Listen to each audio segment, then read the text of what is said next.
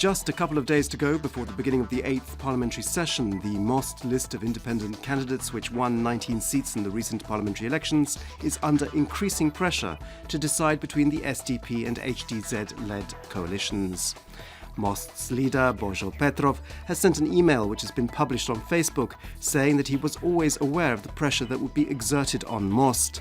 He says that Drago Pergomet only had himself to blame for the path he chose to take after the elections, while the political blame for the attempt to destroy MOST was SDP leader Zoran Milanovic's alone. He also noted how MOST's election results had pushed both the SDP and HDZ into making enormous U-turns in their policies, now becoming the most vocal supporters of reform. The Paris summit on climate change continues with Croatian Prime Minister Zoran Milanovic in attendance. In his introductory address, Milanovic said that climate change was one of the most important challenges facing the global community, and that those countries who are responsible for the most CO2 emissions must take on the most responsibility. Ladies and gentlemen, the responsibilities and obligations should be allocated to parties not only on the basis of their greenhouse gas emissions, but also considering their capacities and the gross domestic product. Countries that largely contribute to emissions and have the economic strength to undertake measures must take more ambitious goals. The Supreme Court has published the explanation of its second instance ruling which overturned the Zagreb County Court's verdict against former Prime Minister Ivo Sanader and the HDZ for siphoning money out of state institutions and companies in the so-called Fimi Media case. The explanation says that the right to a fair trial was violated and that Sanader's defence team were not given the opportunity to question all the witnesses they had planned to, nor the co-defendants who had confessed to the crime. The Conflict of Interest Commission has confirmed that it will look into a case concerning Defence Minister Ante Kotromanović's use of a private jet. Kotromanović and his family in the middle of November used a private jet to take them to the island of Lošinj. The cost of this return flight was 28,000 kuna. The Ministry of Defence has confirmed that Kotromanović did take the flight, but have not said who paid for it.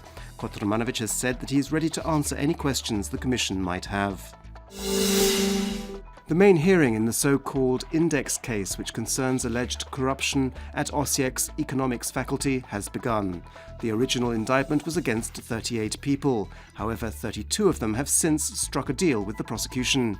The 6 accused are charged of awarding passing grades to students without them even having to take the exam in question, receiving money and gifts in return. All 6 have pleaded not guilty.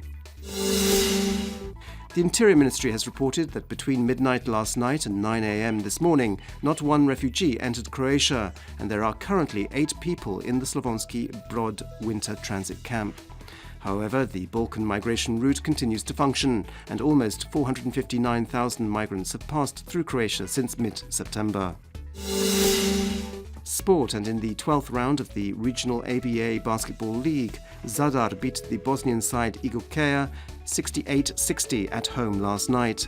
Meanwhile, Zagreb Cibona defeated Belgrade's Red Star convincingly in the Serbian capital last night. The score was 75-58.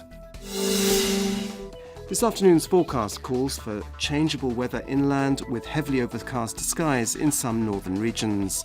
There is a small chance of some light rain, mainly in Podravina. On the coast it'll be sunnier with some moderate cloud cover along the northern coast. There'll be a light to moderate southwesterly and westerly wind inland with a northwesterly wind in Slavonia. On the coast there'll be a light northwesterly and westerly wind. Highest daily temperatures will be between 8 and 13 degrees Celsius inland and between 13 and 17 degrees on the coast and in the Dalmatian interior. It'll be sunnier and warmer on Wednesday, but there will probably be an increase in the amount of fog around, which by Thursday and especially on Friday could linger throughout the day. Temperatures will drop a little after Wednesday. On the coast it'll be mostly sunny, although on the northern coast and especially on Istria's western coast there'll be some fog and low-lying cloud on Thursday, which could spread to other coastal regions on Friday.